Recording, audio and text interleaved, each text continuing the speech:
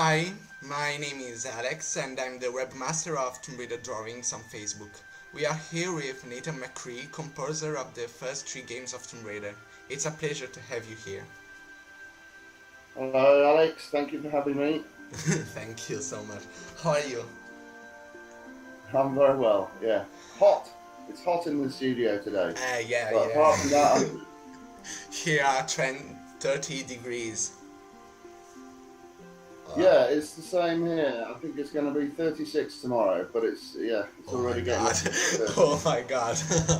Yeah, it makes it quite difficult in the studio. I usually have the window open and all the fans blowing, but on this interview, I've closed the window so we don't get the traffic noise outside. So yeah, so it's heating up by the minute.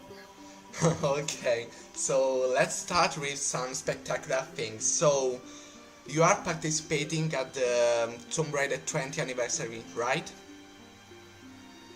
I'm what participating in it. Yeah, so Yeah. what is your goal?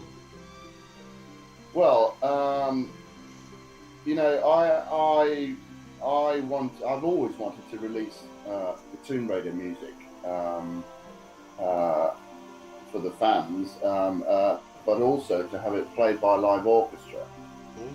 And I've been trying to get this project off the ground for many years. In fact, for about 17 years. Since I left Core Design. But it hasn't been the right time, and I've had lots of talks with Square Enix about it over the years. And when the 20th anniversary started coming up, we talked again some more about it. Yeah. We talked about, recording an album with a live orchestra, having a live performance also in London, and also we discussed filming the whole process and making a documentary, Oh, a wow. TV documentary about the whole process. And with that, I think Square Enix were quite pleased to have the project put into production.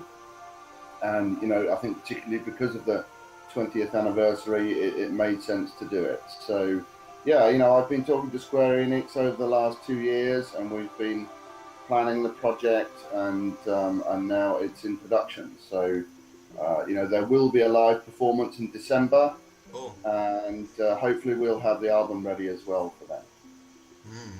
So, how was the first time Core Design contacted you as the composer of the first three Yeah. games? Okay. Well, they didn't. I was employed by them. I left college as a computer programmer, and I was looking for a computer programming job. And the first job I got happened to be with Core Design in Derby, um, and I was coding a music sequencer for the Sega Mega Drive. And to demonstrate how that software worked, I wrote a piece of music on it, showed it to my boss, and he said, he really liked the music, and said, did I want to write the music for their next game, which was Asterix and the Great Rescue. Um, so I sort of had a job change overnight, and I started writing music full time as a full time employee at Core Design. And then, as the years went by, I think 3 years later, Tomb Raider, we started developing Tomb Raider, and I was just, automatically assigned the job.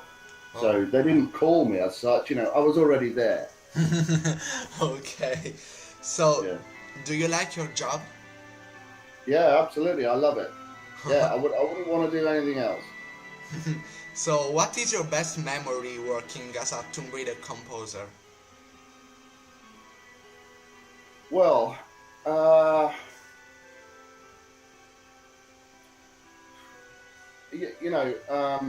I'm not only a Tomb Raider composer. Yeah. I've composed lots of other things. Yes, yes, there is a question also. I say it Okay. now, so. Okay, so my best memory as a Tomb Raider composer, um, uh, probably going to the trade shows, the computer trade shows, and meeting uh, you know, Lara Croft models and Lara Croft Oh yeah. cosplayers. You know, Yeah. that's good fun. I enjoy that. So, if you could in future, would you like to compose another soundtrack for a future Tomb Raider game? Yeah, you know, if Crystal Dynamics wanted to use me for their next Tomb Raider game, I'd be very happy to work on that. Yeah, not a problem at all. So, that's the question. Did you compose other soundtracks apart Tomb Raider? Yeah.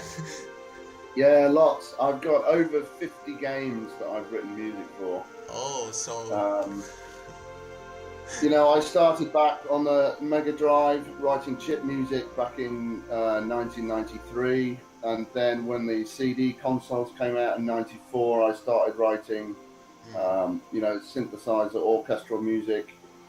Um, so there were games like Heimdall 2, Soul Star, Swagman. They all had orchestral scores, and they were all before Tomb Raider. Oh.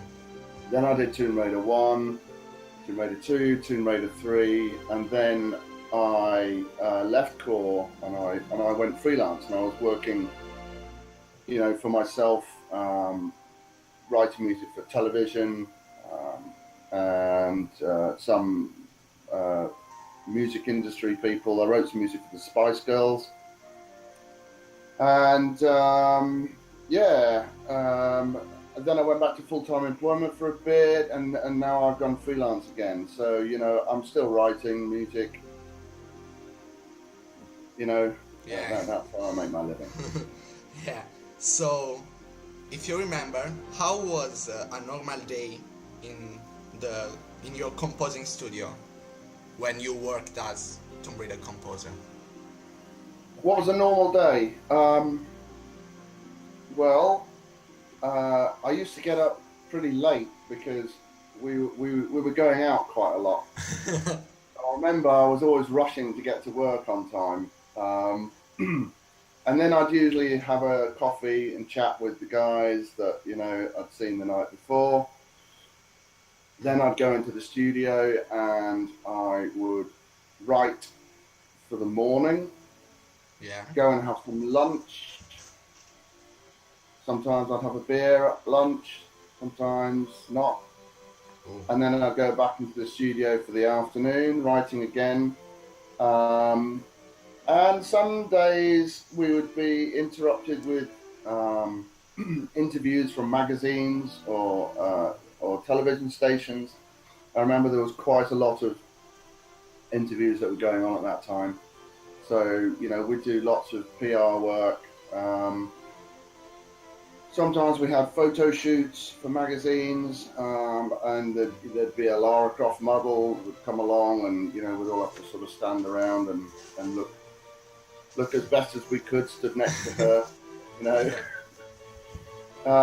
And then I think with Tomb Raider I was working late quite a lot, so quite often, you know, I'd have something to eat in the evening, but I'd still be in the studio working until 9, 10, 11 o'clock at night. Oh. And then I'd go to the pub and try and relax a bit before going to bed. Yeah, it was quite intensive work. Yeah. So, what would you say to all the Tomb Raider fans? I want to say thank you to all the Tomb Raider fans for sending me emails almost every day for the last 20 years, telling me how much they enjoy my music and asking me to release the music. Because I think without them constantly asking me that, I think maybe I would have given up on this project a long time ago. But because people have kept asking me, it's really motivated me to keep on trying to get the deal and to put it into production. And now we're doing that, finally, you know, 20 years later. I have big thanks to those fans that have kept me motivated in pursuing this project. Oh yeah, so did you ever play Tomb Raider? What's your best level? What's your favorite level? Favorite game?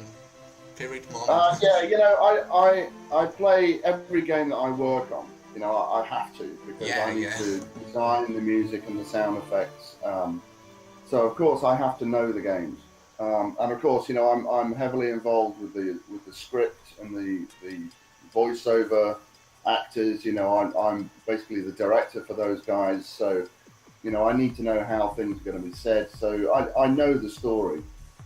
Yeah. So yeah, you know, I've played the games, or at least those first three that I worked on.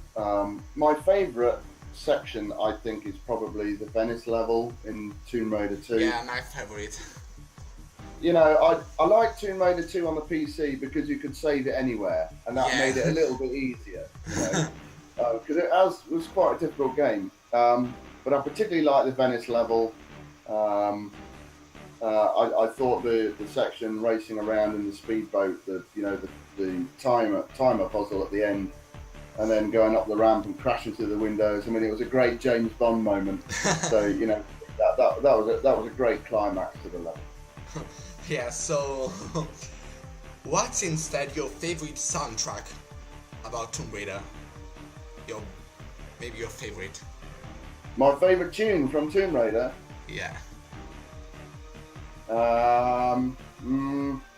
It's difficult. I'm just looking at my list on my screen. So I've got a list up there because I'm in the middle of writing the material for the Tomb Raider suite. This on here behind me is an extended version of the T-Rex, which I finished last night. So I'm just kind of looking down my list. I mean, I think, you know, Venice is it's a very popular tune, that one, and I do like it. And